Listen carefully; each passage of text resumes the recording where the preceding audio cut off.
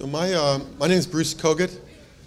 I'm the director of the Sanford C. Bernstein and Company's Center for Leadership and Ethics. Thank you for coming today. It's great to see so many faces this early in the morning on a cold day. We have a pretty packed schedule, so I want to kind of get to it right away by introducing quickly my good friend and colleague, Kaden. Lou is the inspiration behind this event. Lou and I have been talking about issues of finance and inclusion. Lou taught here in the law school for a number of years. We always mention this for Lou because some of you who maybe came through a business school with CBS may have seen Lou as the moderator on this very famous film called Anatomy of a Hostile Takeover, which had all these famous people, and they were kind of young and they were bold, and Lou tamed them all in an hour session. And based upon that and other things he did, he went into practice for a number of years and ended up being a force both in Washington and also here in New York for financial institutions, for policy making, and also for making finance more inclusive, which is what Lou spent his last stint doing when he was over at Citi. So I'm very pleased to introduce Lou. Lou will give you his remarks, and then I'll come back and tell you more about the conference. Thank you.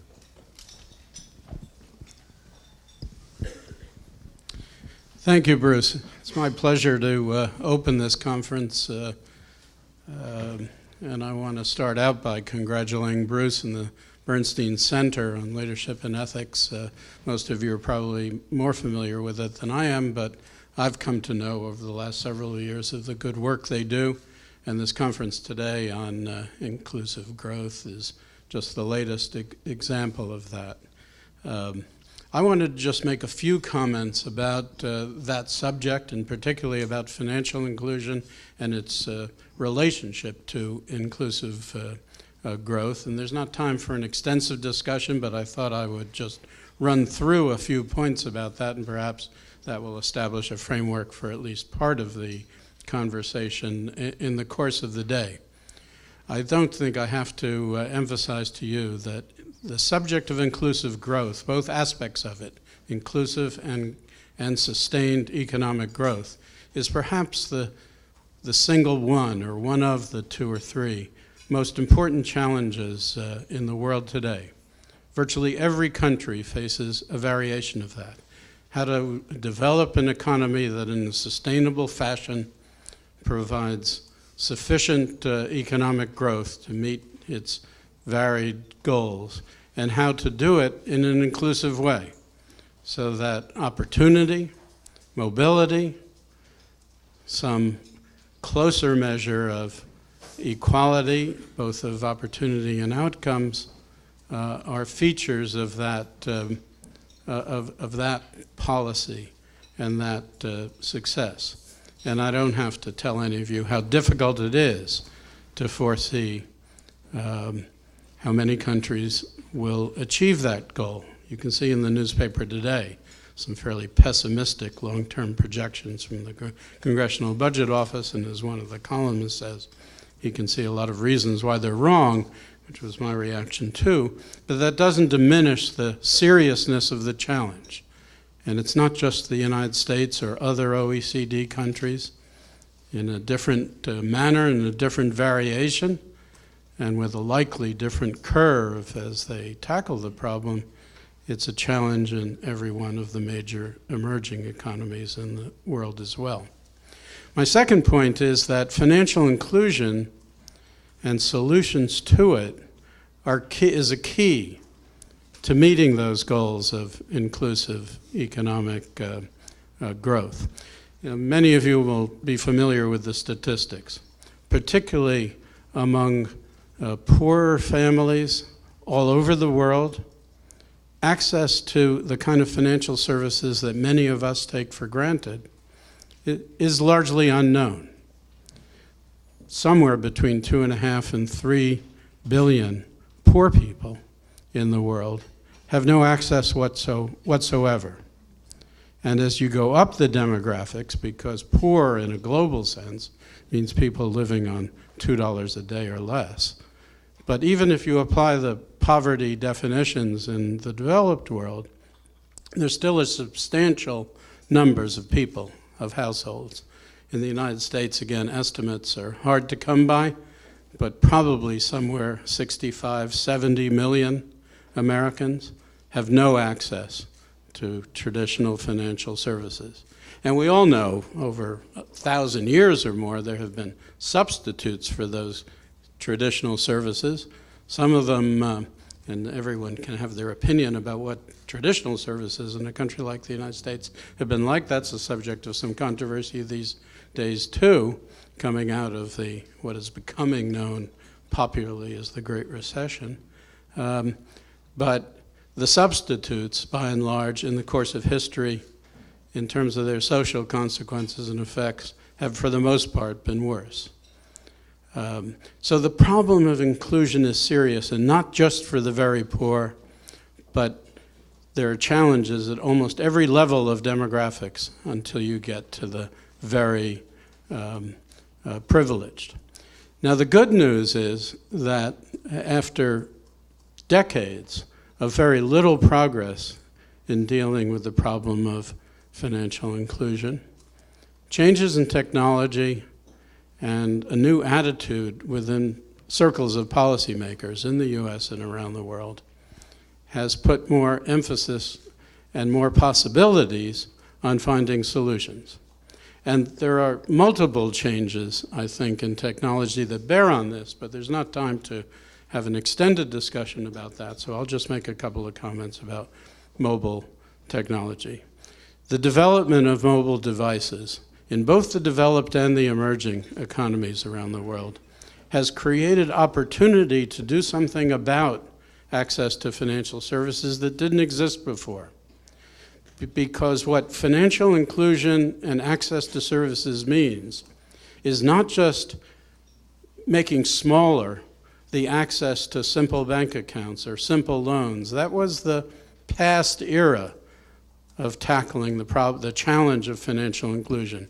And it was worthwhile to go through the stage, the development of microfinance. Today, those microfinance type lending activities have affected roughly about 200 million people in the world. Citi, actually, during the 8 or 9 years that I was there, was an incubator, was the founding funder and incubator and teacher to some extent of most of the established microfinance entities in the world, including Grameen, Axion, Compartamos, and about 50 others which started in emerging markets. Some of them now have branches or activities in the developed world as well. But the development more recently of mobile banking possibilities has changed the game because it's enabled people to see financial inclusion as aiming at not just simple access to micro loans or even simple savings accounts, which are largely unknown among those 3 billion people lacking access that I mentioned, but rather a full suite of the kinds of services that are commonly part of the lives of most of us in this in this room, properly designed and shaped in the product development phase to the needs of those different demographic groups. So it's not just making smaller the kinds of accounts, services, products that more wealthy people have access to, but rather thinking carefully in the design stage about the kind of products that meet the needs of the particular part of the population that you're aiming at in those activities.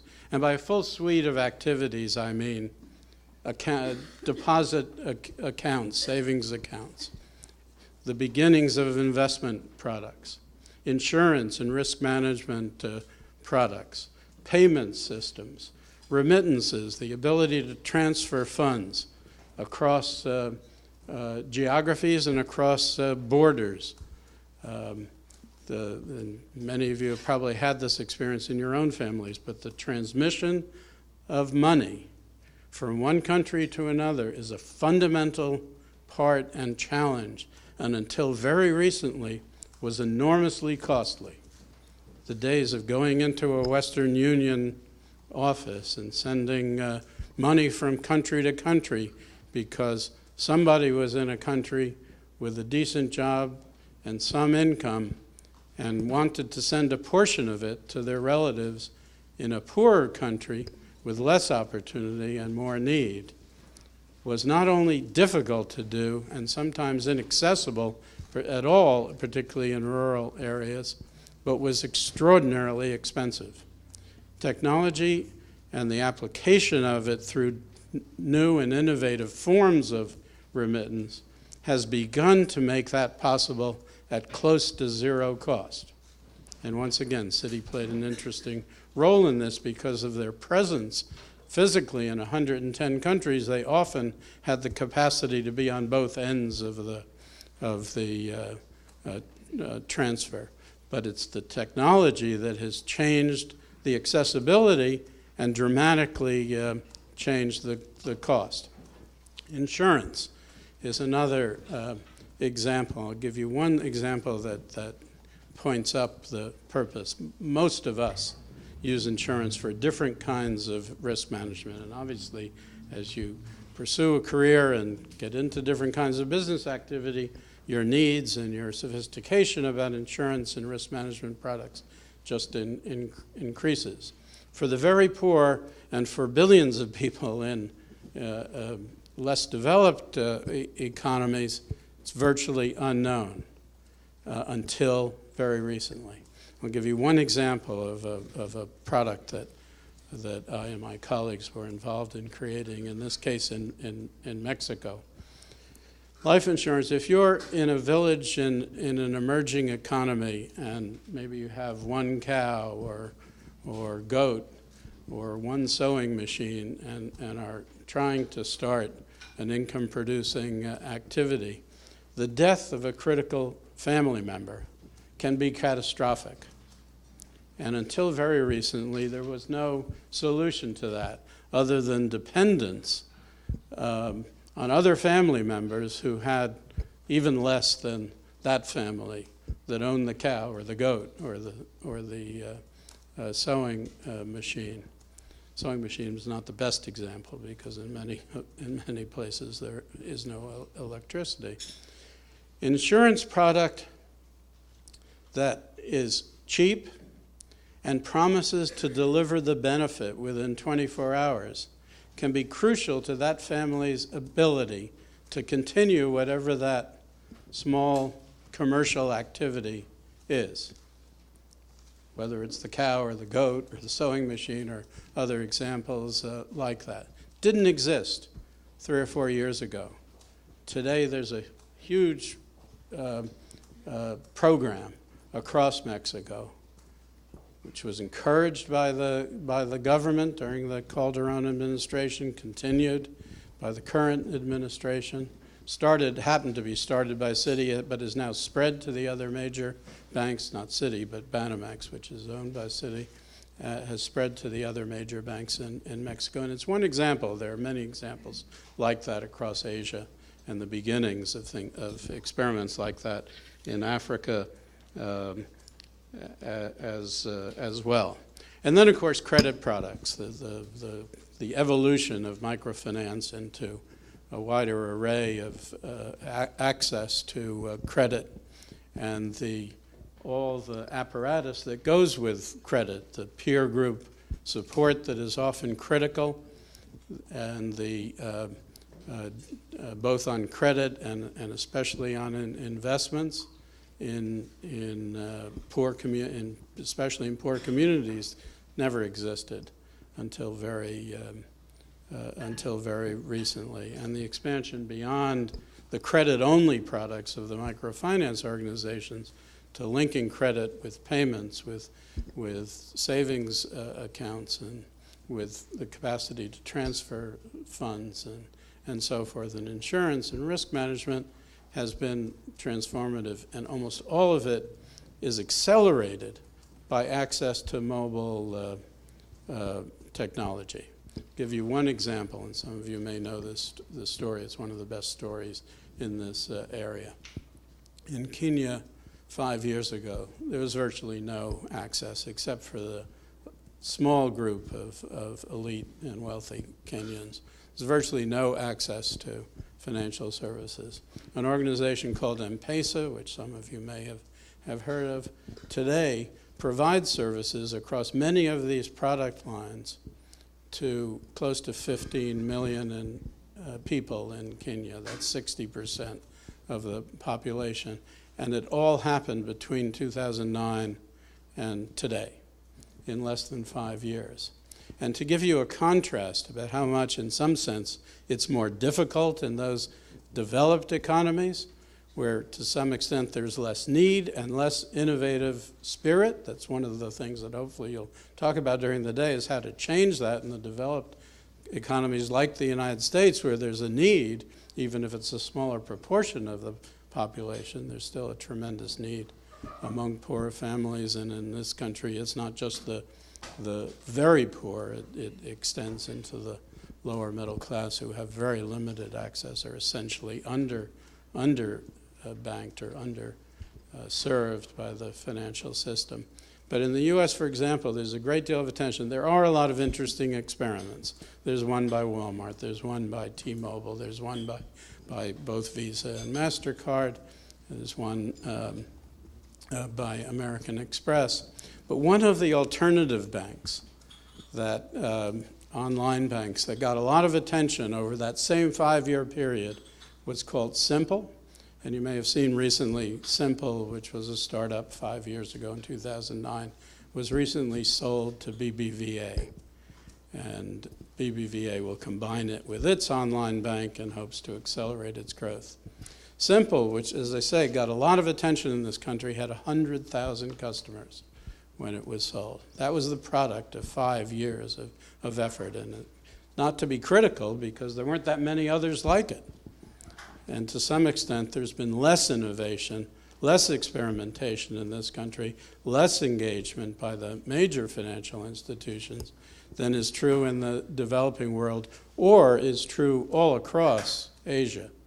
I know in Citi's case, where Citi, one of the innovations that I was proud of, and proud of having a hand in starting during the time I was there, was to create innovation laboratories, 2 in the world, 1 in Palo Alto, 1 in Singapore, with some very good people. It's only 3 or 4 years old now. And of course, in a big institution like that, you have to make sure they're not doing it for economic investment. They're doing it to find and develop and invest in innovative products that link with the core business of the institution. And that, in a way, that's the hardest part. You can hire really smart people who might otherwise go to some venture capital firm, and you can locate them in exciting centers of that kind of innovation like Palo Alto and Singapore. But then you've got to make sure they're linked together with the 300,000+ people who work in this vast, sprawling enterprise, so that their creations, their innovations, are fit into the strategy of the business. But that's a way of saying that on the good side, mobile technology has opened up opportunities to meet the challenge of financial inclusion, which in turn is critical to inclusive growth. And on the other hand, there's a huge amount more that needs to be done. And it requires the involvement. In this case, I can just summarize it, but it's an obvious point. It requires the active engagement of governments, of the major institutions, financial and otherwise, in the economy, the not-for-profit and academic centers relevant to the issue. All of the above is required to accelerate the development of this. One of the best developments was when the Mexican government was the head of the G20 2 years ago. The G20 met in Los Cabos, but in the run-up to the G20, most of those preparation meetings of different kinds took place in Mexico City. President Calderon and his finance minister and his central bank governor made a point of saying their signature issue for the year was the influence of mobile technology on financial inclusion.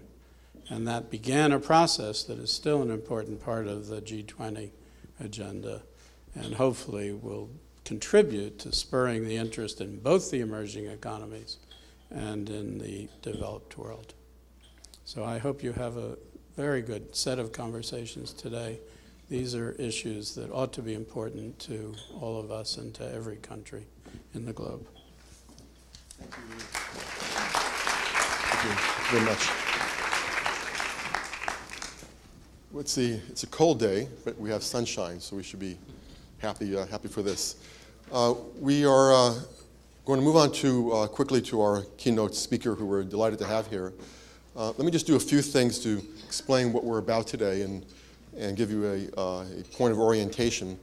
The Bernstein Center, as I mentioned to you, is for ethics and leadership, and we define that as being engaged in society and putting our students out in front to understand the needs of society and how we can help and the better things we can do. I have a great team of people. Sonia Navali, many of you know her, is the co-director. Tiffany is here. Heather, Tiffany's here in Polak. We have Heather here, who helps us in lots of stuff in the background, including our new app, which you can download for the program. I'm sure Diane is here today, but she's probably downstairs helping out. We have some old friends, Mark Hunter, who's an amazing investigative journalist living in France, who comes in out of passion to help us out occasionally and write up some great things. And he may interview you during the course of the day. And to make it particularly scary, we have Leslie, who's worked with us so many times on photography, to take pictures. You know, to put this down into a few words, you could say, why should a business school, which generally produces people for elite education and for elite jobs afterwards, be talking about entrepreneurship and inclusive growth? It's not necessarily logical at first glance. And I think one of the stunning reasons we're doing this, and Lou has said this, and Lou's been very articulate this in many forums in making this particular point, is that when we look at the US, but everywhere in the developed world, we see this widening gap between a wealthy class, which is very dynamic and generating wealth, and also a class of people who are kind of losing steam and falling behind. And this includes now this disappearing middle class, which we heard so much about. And this is, of course, troubling to any person who's looking out in the course of their career, saying, what's this world going to look like if this continues over a period of time? And the solutions are not always so obvious in this particular area. How should this be done? And if we had time, you could think about what was done before. So it used to be, we talked about politics as being part of the problem. It got in the way of the right steps. It was blocked by various interests, et cetera, and so on. We talked about racism for a long time being very important as an issue which was behind this. And hopefully maybe now racism is not gone, perhaps it's better. I can guarantee you it's better here than it was when I grew up. And politics is still around, but it's not as if many programs have not been tried. Many great programs have been tried, both in the areas of welfare, of health, of education. There's been a lot of government commitment to making things better. And there's a debate right now about what effect you've had. But I can tell you in the course of the things I've seen, it's had a positive effect. But it seems to have stopped and slowed at a time when we really need this sort of effort the most because of this widening gap which you see. And it's for that reason that when thinking about this program with so many people, we thought that what we look at what a business school can do and can contribute, maybe is to identify people outside of our own academic community who represent maybe kind of smarter money and also kind of smarter entrepreneurship.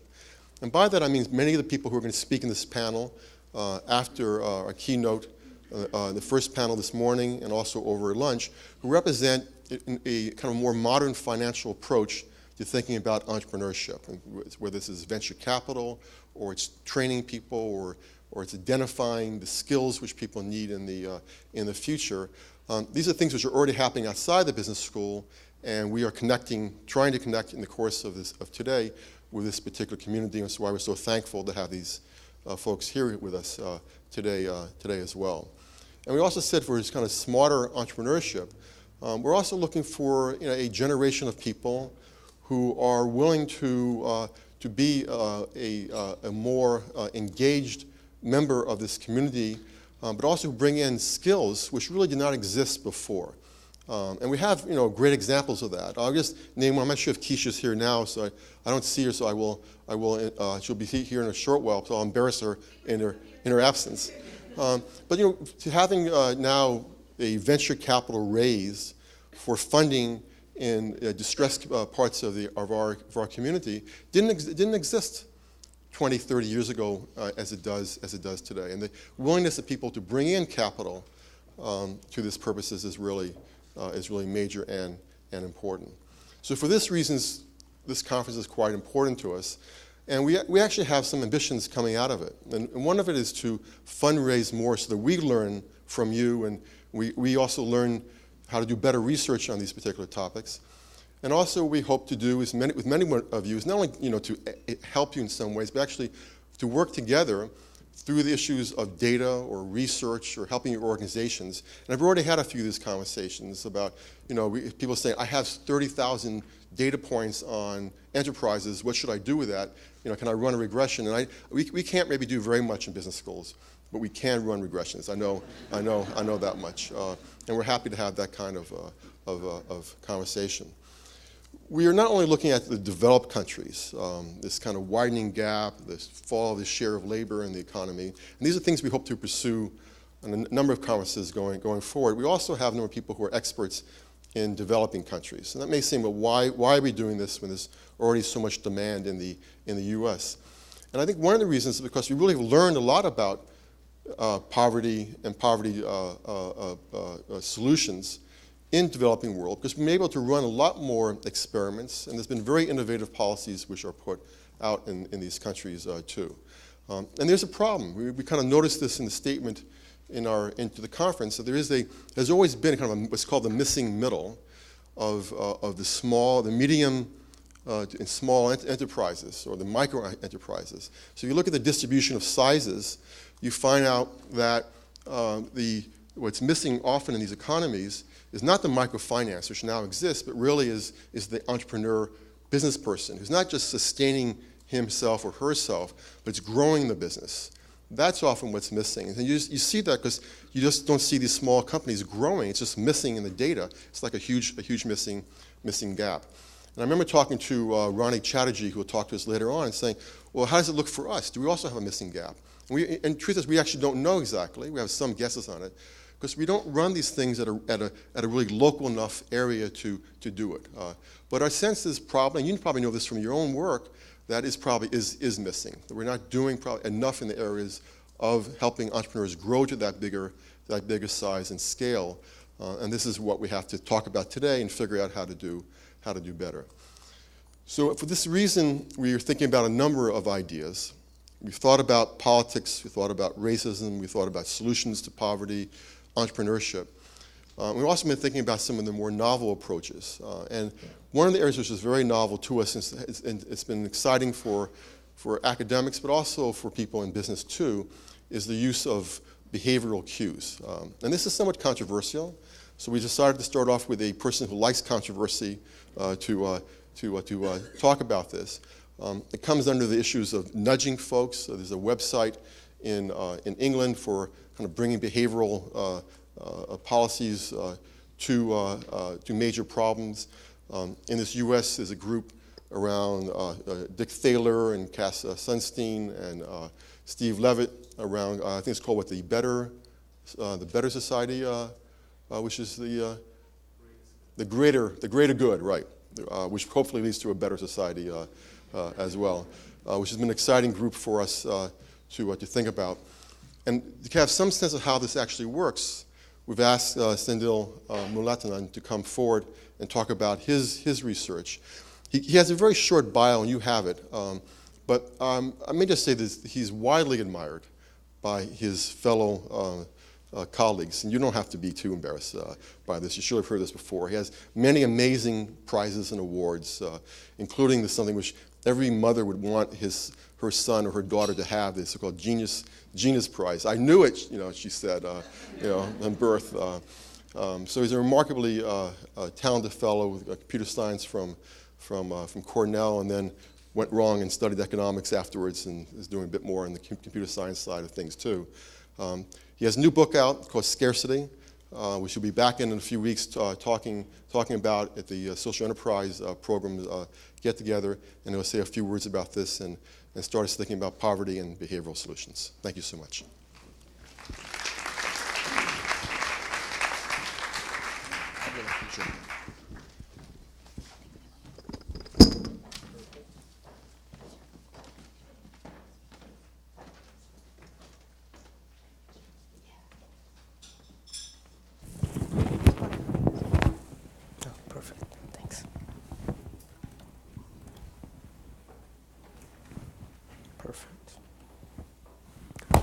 Okay, thanks, Bruce. Whoa, is that loud?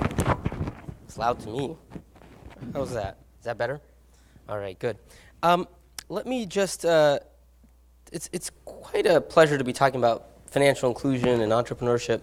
About 5 years ago, I was doing a lot of different work, some work in the US and some work abroad, and I sort of became totally convinced that financial inclusion was fundamental to changing the equation of poverty, both in the US and abroad. And so I actually sort of dove wholeheartedly into it. And over the last 5 years, I think I decided I was wrong. That what I understood about financial inclusion was incomplete and was missing a big part of the picture. And so that's the backstory for a lot of the more recent work I've done on scarcity and the psychology of poverty. So I'm going to walk you through that logic. I'm not going to talk about financial inclusion for a bit, but I promise you by the end I'm going to come back to it and try and give you a sense of how I fundamentally changed my mind. To do that, I want to start with a vegetable vendor. If many of you have been to a developing country, you will have seen this vendor. Not her in particular. Maybe you've seen her, but that would be a weird coincidence. This is a typical sort of business person you see. She sits on a street corner. This is her entire business right here. She goes early in the morning. She buys, let's say, 1,000 rupees of fruit. 1,000 rupees is maybe about $20. Probably by now, the rupee is doing so badly, maybe it's $15, who knows. But let's say it's $20 worth of fruit. She sells them during the day at this little shop. It's not, she owns nothing here but the fruit and her own labor. So she sells these 1,000 rupees fruit for about 1,100 rupees, and then at the end of the day, she has a net profit of 100. Now, why is this woman interesting? Well, because it's kind of the simplest business model you can imagine. She has human capital, herself, and she has financial capital to buy these fruits.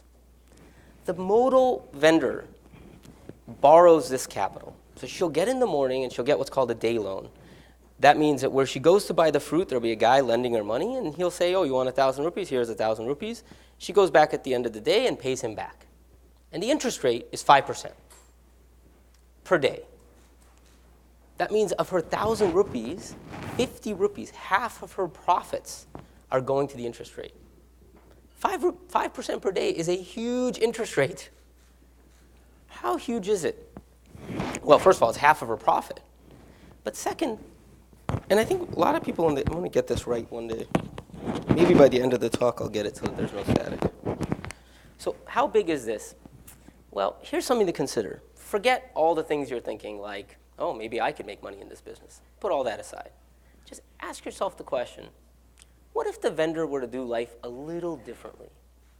Suppose she were to say, you know what? I drink tea. I eat dosa. Do you guys know what dosa is? No. Yes, it's a very delicious South Indian food. I'm sorry for you guys that you don't know what it is. I don't know how to fix that problem right now. But nevertheless, she has dosa. It costs her 3 rupees, 4 rupees a day. Suppose she just said, I'm going to have 1 less dosa a day. So say 5 rupees less she's going to eat. You would think that within 200 days, she would have saved up the 1,000. In fact, she would have saved up her 1,000 within about 40 days. Because that's the compounding of 5% a day. her 5 rupees would be earning 5% a day, and it would compound fast. Why am I telling you all this? That means this woman has the ability to double her income in 40 days. Think of a policy that told you, I'm going to double someone's income. Someone at the edge of starvation, or at the edge of, well, she's not starving, but at the edge of poverty, can double their income in 40 days. That would seem like a terrific program. Well, she's got it right within her grasp. And yet she doesn't take it. Why doesn't she take it? This problem appears again and again. In the US, there are people who are stuck in payday loan cycles. They're stuck in a debt trap where a big percentage of their paycheck goes to paying off the payday loan. Debt traps are very, very common. So my question is, why? Why is she in a debt trap? And we can always look to the outside world and say, well, there's usurious rates, et cetera, and surely all that is right. But she's making a choice of sorts to stay in this debt trap. What's driving that choice? So that's the first question. And in a way, a lot of what I thought was animated by questions such as this. But let me move to a totally different question. This is diabetes medication. For those of you who don't know, diabetes is a brutal disease. In fact, I actually personally probably have about a 90% chance of getting diabetes because first, I'm South Asian, and then I'm South Indian, and within South Asians, rates of diabetes are huge. And third, everyone in my family has it. So I'm pretty sure I'm going to get it. That's just statistical odds. The thing about diabetes is that it sort of eats you up from the inside. The excess sugar that your body is unable to process kind of deteriorates. As a result, people go blind, they lose limbs. This is one of the ugliest diseases. But luckily, this medication, one of the earliest wonder drugs, transformed the logic of diabetes. It made it from a truly terrible disease to a completely manageable disease. But somewhere something is going wrong with diabetes. In the US, about 100,000 people lose limbs every year, chopped off, because of diabetes. The medication's not working. So why is the medication not working? So you're going to have to bear with some biology. I hope you guys remember your high school biology. You're going to have to understand this a little bit more carefully. The reason the medication is not working is for medication to work, people have to take it. And people are not taking it. Diabetes adherence rates are around 65%. It's not that they don't have money. In Medicaid, diabetes is free. All medications are free. So this type of glycogen control medication is free. As a result, it's not money, it's something else. And let me double down a little bit and tell you that researchers who have studied adherence rates for diabetes finds one great predictor of who takes their diabetes medication. Any guesses? Income. The poor are the least likely to take their medication. It's kind of striking. Let's try something else. I'm going to skip that. Let's go to a totally different domain. Parenting. There are sociologists who have made and psychologists who have made careers out of studying parenting, and they're very interested in what makes a good parent. And by now, actually, the literature is pretty good. We know some things that make good parenting. For example, you should be consistent. If you tell people one thing one day, you shouldn't tell them tell your kids one thing one day, don't tell them the opposite the next day. That's like bad parenting. Now, my grad students accuse me of doing this, but that's their own problem. And there are a bunch of things like this we know. For example, you should just engage your child. Actually interact with them. Like, don't just put them in front of the TV. These researchers, too, incidentally, have found a variable highly predictive of what makes a good parent. You can guess. Income. The poor are worse parents. Here's another area. Agriculture. So you might be thinking, well, agronomists, now agronomists are just exciting people. This is like amongst the most exciting field of science there is. They literally study weeds. They're in the weeds. So they're interested in what can drive up agricultural yield. And one of the things they found that has an amazing impact on agricultural yield is this technology that's just striking. It can increase yields by at least 25%. It's called weeding your plot. And it turns out many farmers don't weed as much as they should. Obviously, everybody knows how to weed. They just don't get around to it. If you ever go to India is a country where there are two types of farming areas. In some places, you have your farm. The US is like this. You have your farm and your plot surrounds your house. But in India, the plots are next to each other and the houses are in the village. It's more like Europe. Anyway, if you ever go to India or a place like that, you can just walk through the fields and you get to see people's plots side by side by side. And some plots are perfectly weeded, and some plots are just like totally messy. Kind of like my office versus my neighbor's office. You can just see it. One person's just not doing their job. And that's a lot of money left on the table. And agronomists are like, wow, this is kind of weird. But they also find a variable that predicts who weeds and who doesn't. Income. The debt trap that we started with is actually just the tip of the iceberg. There's something kind of weird about poverty, which is across so many domains, every area. And this is true in, I've just told you 4, but it's true in any domain of behavior. Find a group of researchers who study some behavior. Ask them what constitutes good behavior in your area. Mark that down. Ask them what variables predict that behavior. They'll inevitably list income. There is some fundamental link between poverty and bad behavior. This is quite troubling at some level. It's troubling because none of the people who produce this evidence are producing it because that's what they're interested in. These aren't people with the political axe to grind who are saying, I want to show the poor are stupid. But there's something there. What is that thing? That's what I'm going to talk about. And then I'm going to try and illustrate what that is and how fundamentally it links back to financial inclusion. Whoa, that's pretty exciting stuff. Okay, so what is that thing? Let's go back to the vendor. See, the vendor is in a funny sort of debt trap. She has a certain amount of income, but so much of her income is going to pay off her past debts. She could take some actions today that would pay down her debt, and in a short amount of time, eventually, she would be debt-free. Let me tell you about another person who has a problem, me. So I got a problem too. Here's my problem. I have way too much on my plate. I've got a lot to do, and clearly I'm too busy. In fact, clearly I've said yes to too many things. And clearly the right strategy ought to be to say no to more things in the future, to everything in the future, pay down my commitments, and then be very judicious going forward. I hope this sounds familiar. I'm the vendor. I'm exactly like the vendor. The vendor is stuck in a money debt trap. I'm stuck in a time debt trap. And my to-dos are, in effect, like my commitments that I've made. I've borrowed time. And you know, this is more than just like a superficial analogy. There's a lot of stuff that comes from this. For example, look at the money poor. The money poor will say things like, oh, I can pay this bill later. I say things like, this can wait. The money poor have this feature where basic goods for the vendor, like buying her granddaughter a gift, become a luxury. The busy have this funny thing where basic activities like spending time with your kids start to feel like luxuries. The money poor, we look at them and say, my God, given how much you owe, how could you buy that? The time poor you look at and say, given how busy you are, what are you doing playing Angry Birds? There's a relationship here between money poverty and time poverty. And that's what I want to tell you today, that I think the puzzles that we start with and how we should think about financial inclusion fundamentally links to something more basic.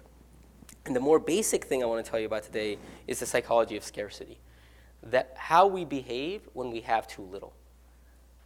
The vendor has too little money. Arguably, I have too little time. But there are many variants of having too little. And all those variants, I want to tell you, produce the same psychology. And the behavior that follows is almost an inexorable logic that just follows mechanically from the original, very trivial psychology of scarcity. So I should tell you something about the psychology of scarcity. Before I do, I should tell you a sarcastic comment one of my colleagues made. I told him that I was working on scarcity, a new science of scarcity, I said to him, with a great deal of excitement. And he stopped, he paused, he listened to what I said, and then he said, you know, there is a field that works on scarcity. You might have heard of it. It's called economics. And so I want to tell you there is an intimate link between what I want to tell you and this field, which ostensibly I should know something about, but arguably I don't. That link is the following. economics tells us a very profound fact about scarcity. It tells us that everything is scarce. Buy one thing, you can't buy another. Do one thing, you can't do another. The government builds a bridge, that comes at a cost. If we transfer money to the poor, it comes at a cost. Economics is all about trade-offs. That's the ubiquity of scarcity. The psychology of scarcity is not about the ubiquity of scarcity. It's about the perceived feeling of scarcity. Think about it. Whether you're busy or not, you have 24 hours. You have the exact same time constraint. But the days you're busy feel like you're experiencing scarcity. The days that you're not don't feel like so at all. So I want you to keep that in mind, and I want to now spend about 10 minutes telling you what I think is the psychology of scarcity, and then what it means. So let's skip this. So yeah, I just like to show pictures of men in boxer shorts. It's just a thing. Ignore that picture. Nothing to do with what I'm going to talk about now. In the first place where we really see a clue to the psychology of scarcity happened around World War II. The Allies were recapturing large parts of Europe, and they were capturing these areas, and there were a lot of people there who were starving, at the edge of starvation. Now, the Allies had lots of food. Their food was totally great supply. So refeeding these people was not the problem. The problem was, how do you refeed these people? You have someone at the edge of starvation. Do you just give them all the food they want? Or is that a recipe for disaster? Should you refeed them slowly? So they went to the scientists of the time, and they said, you know what? We need to know the answer to this question. And some things haven't changed. Because what the scientists said in response was, well, we don't know how to do it, but let us run an experiment. And that has, in fact, led to one of the sort of big experiments on hunger and refeeding called the Minnesota experiment. This is a subject from this experiment. And as you can imagine, they got sort of a bunch of volunteers, able-bodied men. This is one of them. And the first thing they did was, how do you refeed people? First, you have to starve them. So they starved these men. These men, for about 6 to 9 months, they just fed them on very little, just at the edge of what they needed to not die. This is actually pretty early in the study. Things would get much worse for this man. But we learned a lot about hunger from this experiment. In fact, arguably, we learned more about hunger than we learned about refeeding from this experiment. Hunger is an interesting form of scarcity. It's a very primitive form of scarcity. It's one of the earliest forms you can imagine. Now, I can tell you some of the funny physiological things in this experiment. For example, this is the first time we learned how extreme the impact of hunger is on the physical body. These men, after a certain point, couldn't shampoo their hair because they couldn't lift their hands above their head. Their triceps and traps had just totally so deteriorated. This is the first time that we learned that when you starve somebody, as you might have guessed, weight goes down. But after a while, weight starts going up. That's how you can tell this is early in the study. Because if you saw this man later in the study, he would have a huge stomach because his body would start retaining water. That's edema. A lot of things we learned. But the thing that we kind of learned for the purpose of what I'm going to tell you today that's kind of interesting wasn't really something in the original study. It was in the footnotes of the study. Because once you have 36 people living in a dorm and you have like 20 researchers, they just took notes about everything. They wrote everything down. And one of the things they noted was what happened to the psychology of these men. So big surprise, you're hungry, these men became cranky.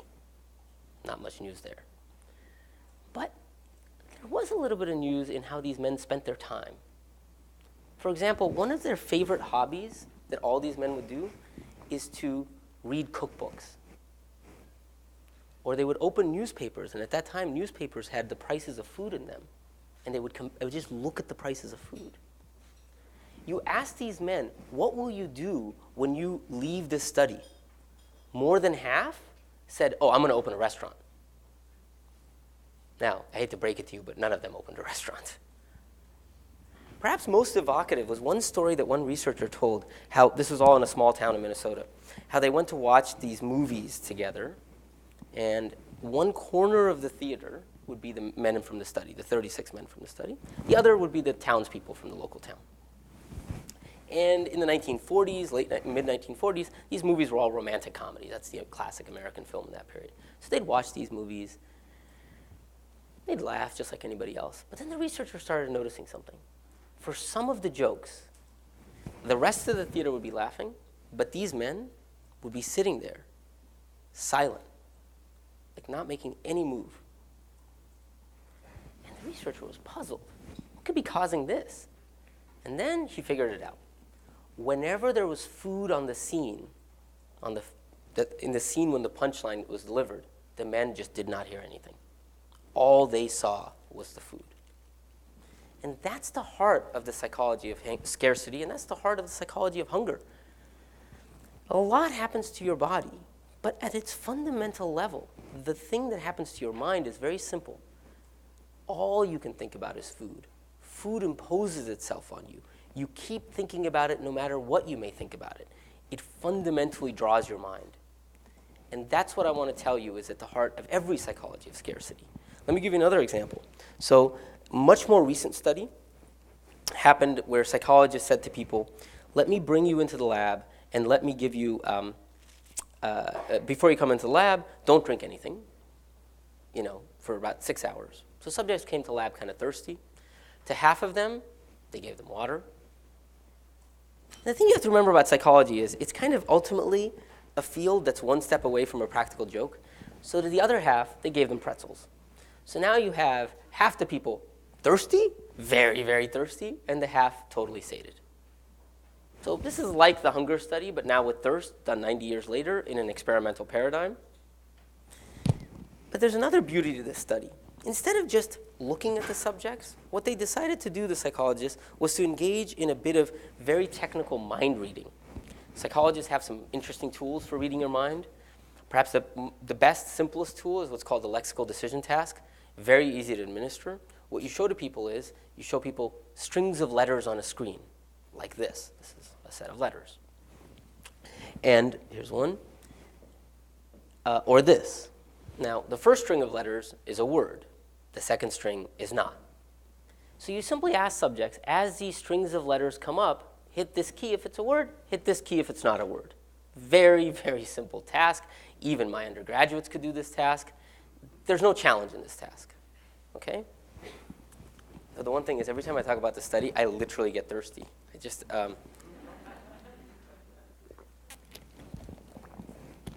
So why do this task? It turns out we don't do this task to figure out whether people get it right. We do this task to figure out how quickly people see the word. Response times could be in the order of 400, 500 milliseconds, if that, half a second, if that. But differences in response time tell us what's top of mind. If you're thinking about something, you'll notice words related to that concept much quicker. Well, when I say much quicker, that's an exaggeration, about 100 milliseconds quicker. Enough for us to measure, but not enough for you to control. You can't fake this test. Because while I know some of you fancy yourself as being very quick, 300 milliseconds is the minimum level of conscious control. So do the study with the thirsty and the non-thirsty, and look, some of these words have water, soda, are related to thirst, some are not.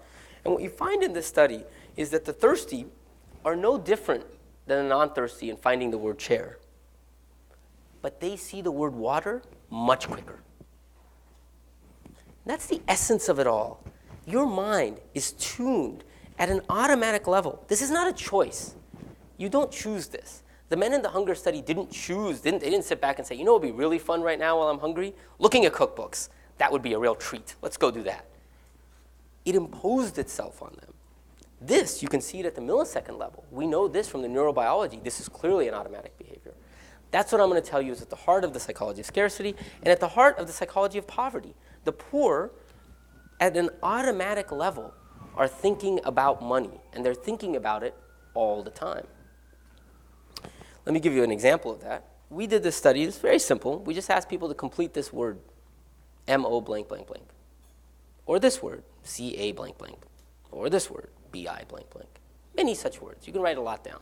Now, as you can imagine, there are ways to complete this word, like this one. There are many word completions. Cars, cabs, cans, cats, or cash. B-I blank blank, you can imagine there are many ways to complete it. One of them is bill. And what you find is the poor see these stems that are incomplete and are much more likely to think that this word is cash, because that's what they're thinking about. So that's what I want to tell you. I want to tell you that the core of the psychology of scarcity And that if we are to understand poverty, the main thing we should understand is that the poor, and it sounds so trivial, and it is trivial, but I think it's a trivial observation that has many profound consequences. And that observation is that the poor automatically have money and monetary concerns top of mind. While you're sitting here, maybe you're not thinking about much, but the poor would be saying, oh my God, rent is due at the end of this month. How am I going to make rent? These thoughts constantly come to mind. These issues are constantly there. This idea has some consequences, and now I'm going to just draw out quickly for you some of these consequences. The first consequence, actually, is a little interesting. It's different than where I started. So I want you to think to yourself, when you get into a taxi in New York City, what does the meter start at? $2.50? Any other guesses? Does that feel good? Plus one? Plus 50? $3? So we asked people this in Boston. And it turns out some people know, like you know. Some people don't know. Guess what's a great predictor of who knows? Income, but in the other direction. The rich don't know. The poor really know. Which is funny, because guess who takes taxis? The rich. This is not a one-off thing. If you want to have some fun, I mean, this is going to be really fun. Go to a supermarket, stand in front of a supermarket and say, I'd like to do a little study. Do you mind if I talk to you? Now, if you look like me, probably they'd be like, get the hell away from me, but you guys look more reasonable, so they'll say, sure. And you say, can I get your receipt? You take the receipt from them, and you say, hey, I noticed you bought Crest toothpaste. How much did it cost? Now, if you're asking a well-off person, they'd say something like, I think it was $2. No, actually, you know what? It may have been 4, maybe 5. You know, I'm sure it was single digits. Put me down for single digits if that's an option. You ask the poor, they'll say, oh, that was $3.59 because it was on sale from $3.79. The poor are experts at this activity. So we started about talking about things the poor did badly. They do this activity superbly. They are better money managers than you could ever be. They know the prices of things. Here's another example. You guys ever been to Costco? Or maybe even like, this is harder to do in New York City because there's like, but in the rest of the world this happens. If you've ever been, this is the great American innovation, which is why buy one thing when you can buy many, many things? And so you've seen this. You can see this everywhere. And why do you buy this big thing? I mean, you may have other issues, but mostly you buy this big thing because you're getting per roll a good discount, right? That's a quantity discount. We all know they're quantity discounts. That's why you're buying it. So while you're doing this supermarket experiment and harassing people outside the supermarket before you get arrested, what you should do is you should go into the supermarket and you should just walk down the aisles with a little pad of paper and you should just write down for food items, for other items, what does the quantity discount look like for a variety of items? So marketers have done this. And you find a range of quantity discounts. But you know what you find that's kind of funny? For about 20 to 30% of products, there's a quantity surcharge. You're paying more per item to buy the bigger thing. Why would anyone do that? Well, because they're ignorant. They don't realize what they're doing. It's a terrific trick. And supermarkets are happy to play this trick. Consumer Reports calls it one of the sneakiest tricks around. I don't know about that. It's not that sneaky. But it is a trick. Guess what turns out to be a great predictor of which supermarkets engage in this trick? Income of the neighborhood. You can't pull this shit in a low-income neighborhood. Low-income supermarkets don't have this because people are paying attention. They know what they're doing. They're not walking through a haze like we are. I'm telling you all this because I want you to see that this psychology of scarcity is by no means pathological. It's fundamentally functional. It has a use. What it does is we have a pressing need. It takes the mind and just puts it towards that need and says, focus on this thing. It's like with the hungry guys. It's like there's another part of your brain that's a processor whose sole job is to sit there and say, we're hungry. Deal with it. Hey, I don't know if you got my last message, but we're starving over here. Get us some food. It's a primitive part of the brain whose job is to take pressing needs and draw attention to it. It makes sense. It helps you. Being busy, for example, is terrific in a way.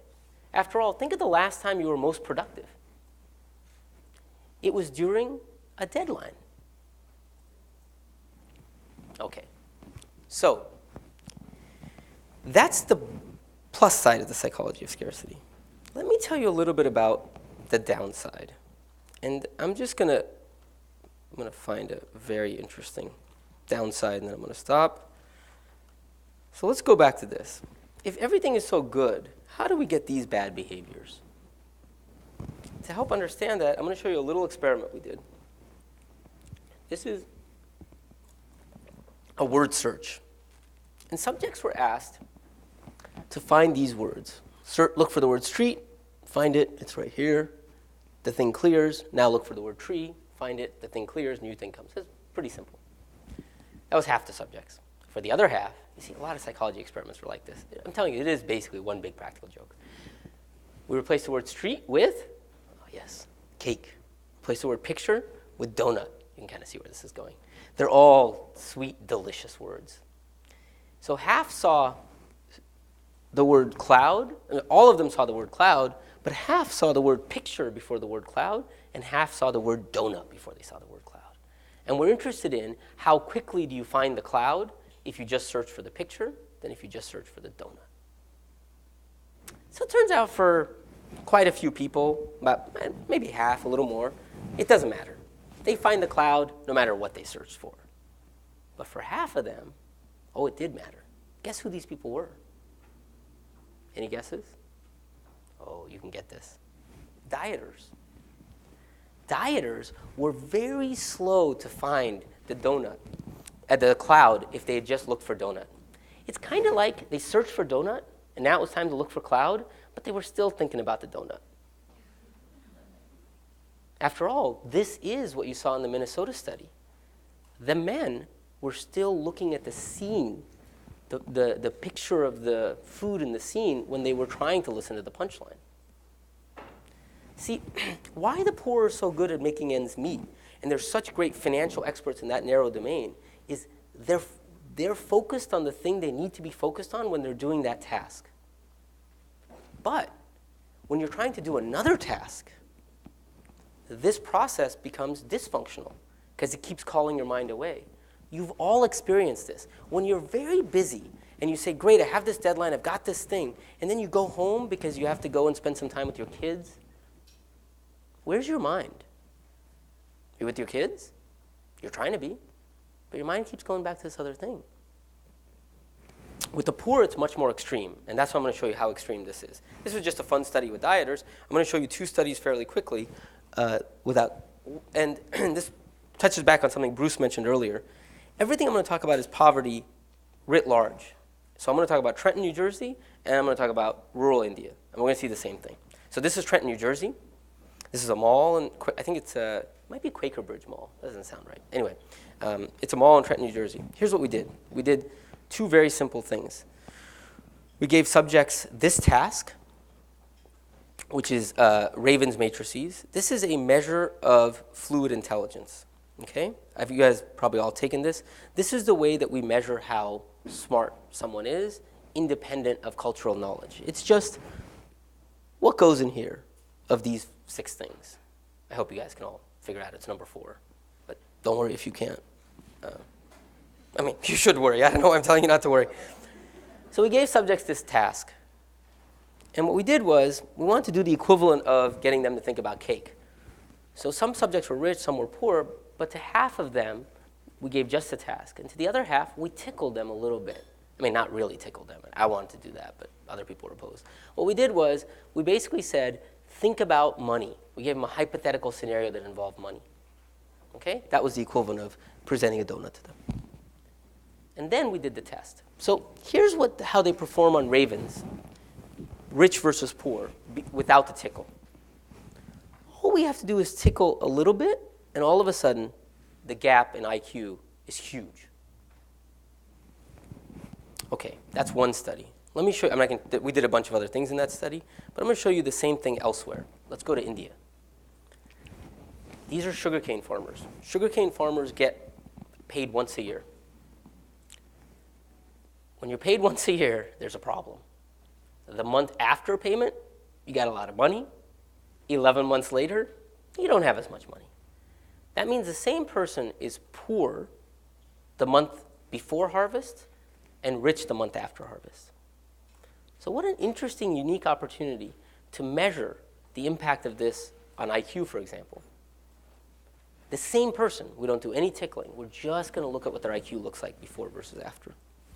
And if you see this here, the same person pre-harvest is significantly dumber than post-harvest. How big are these effects, and why am I telling you I think this is the single most important thing that should shape our thinking about financial inclusion? Let me tell you another group of research that psychologists have done. These are sleep researchers. Here's what they do. They bring people into the lab, and they say, hey, you guys, we've got a great room for you, temperature controlled, perfect bed, quiet, have a good night's sleep. You guys, no sleep for you. In fact, just so you don't sleep, I've got a research assistant. They're going to sit next to you. If you even close your eyes, they're going to shake you awake. So an all-nighter is being for you guys. Next morning, 9 a.m., very well rested. You guys are in misery. We give both of you an IQ test. As you can imagine, you look very dumb. You are very dumb. And this is probably the single biggest lesson you learned as an undergrad, that paper you wrote at 5 a.m., which seems so amazing, is not so amazing.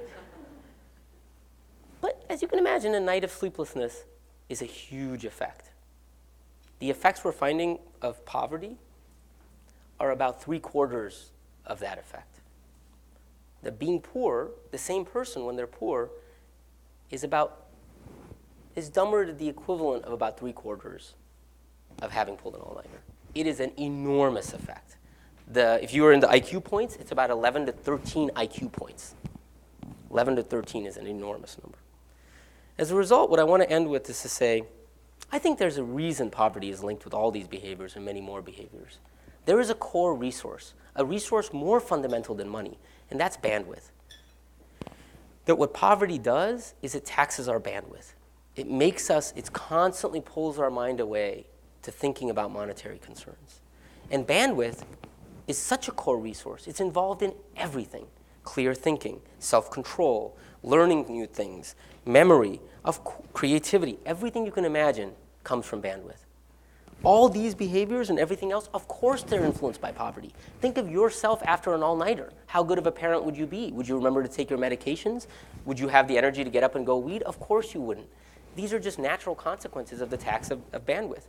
As a result, now let's go back to financial inclusion. I think I was wrong about financial inclusion. I think I was wrong about financial inclusion because I was thinking far too narrowly. I thought about poverty, and I thought about financial inclusion as a problem of money. What do the poor lack? Money. I don't think that's right. I think the poor do lack money. But I think what they lack, even more, is bandwidth. I think when we provide financial inclusion, when we provide finances, I don't believe we're simply just dealing with a financial problem. I think we're fundamentally restoring bandwidth. Go back to the farmer, the month before harvest versus the month after harvest. That is a financial problem, a problem of smoothing. You deal with that smoothing problem, you're not just dealing with dollars and cents. You are making a better parent, a better drug adherer. You are fundamentally changing the logic of life. And so I'm not saying we've done that yet, but I think that is the fundamental promise of changing finances. That if we can change finances to get rid of these acute moments of scarcity, we are not simply just changing a little bit of money here and there. We are changing the very psychological existence that creates many of the behaviors that undercut poverty. Okay, thank you.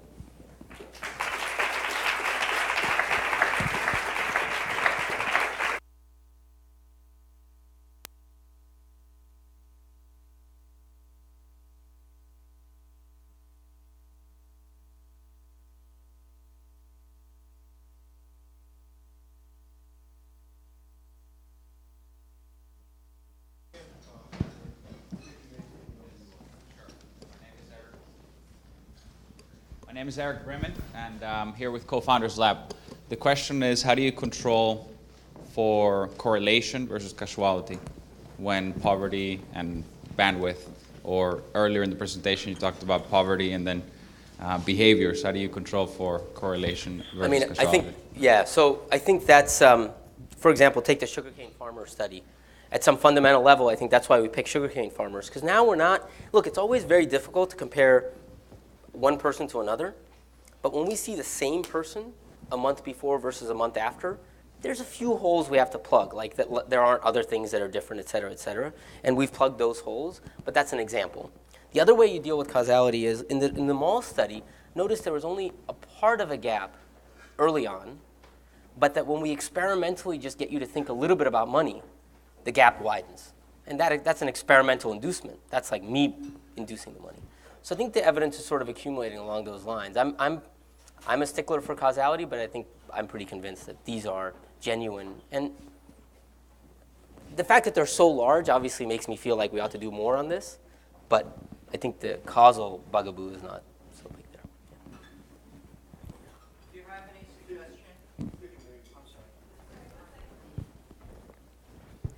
Thanks. My name is Lucio. I'm a Columbia alum.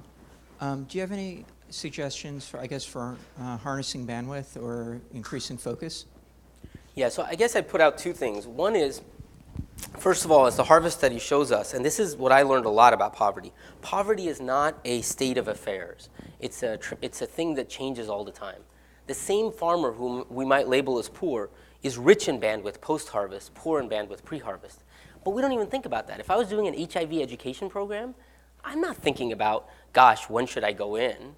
Oh, yes, this person is willing to listen to me here and not here. But it's a different terrain. So even just the timing. But I guess the other way I would think about harnessing bandwidth is that I think this is where I was wrong about finances. I think we spend a lot of time effectively in this sort of moving capital between big periods and large amounts of capital. But with the lives of the poor, an acute period of scarcity, being short in making rent this week, being short in making whatever this month, can have big effects. So it's almost like the financial access that can plug those immediate holes, the pressing fires, can have huge effects. And if you look at the private market, the more exploitative market, it often focuses on small dollars immediately delivered for pressing needs. And that ends up being where a lot of the problems begin. But I think that's also where a lot of the solutions will start, focusing on those acute moments where a lot of things can unravel. Oh. Okay, I guess you've Okay. Hi, just an observation and then a question, okay? Hi, Mark Hunter from INSEAD. Okay, your observation about the price of a taxi, I'd like you to know that one of the things that's going to decide the Paris mayoral election next week is that one of the candidates was asked the price of a subway ticket, and she overestimated it by 3 times, and she's quite rich. Okay. Yeah. This is George Bush and the price of a gallon of milk in the U.S. I see, okay. Great tactic. The second thing is I'm just curious, okay, usually short-term loans in developing countries come from money lenders or from criminal elements who extort very high interest. Are you suggesting that we should have policies that effectively disenfranchise those sectors? No, I'm not suggesting that. I'm saying that they are filling a very, very clear-cut need created by scarcity. There are people who have a pressing fire. Now, look, if there's a fire and some dude's selling a bucket of water at crazy prices, people will pay for that bucket of water at crazy prices, but the solution isn't to get rid of that dude. It's to say, how do we replace that dude and get buckets of water to people when they need it? So I think the big mistake we would make is just to get rid of it, because while it's usurious, it is serving a purpose, a deep, deep, true need. And the only thing worse than that would be not having it.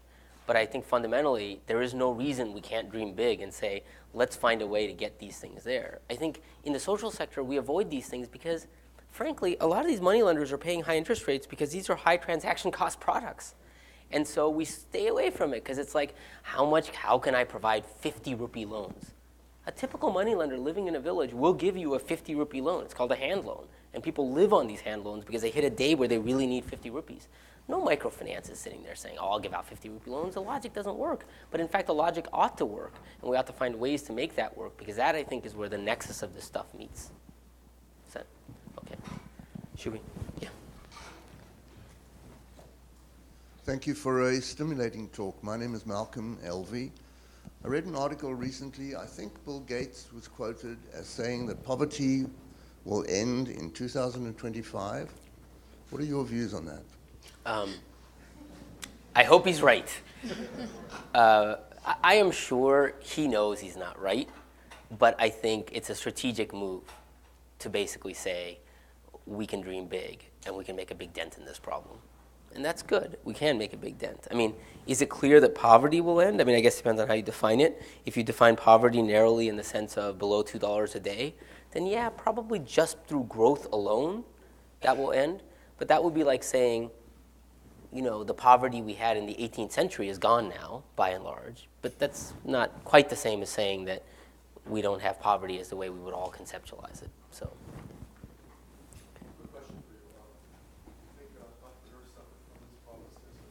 I completely think so. I mean, look, think of your own life.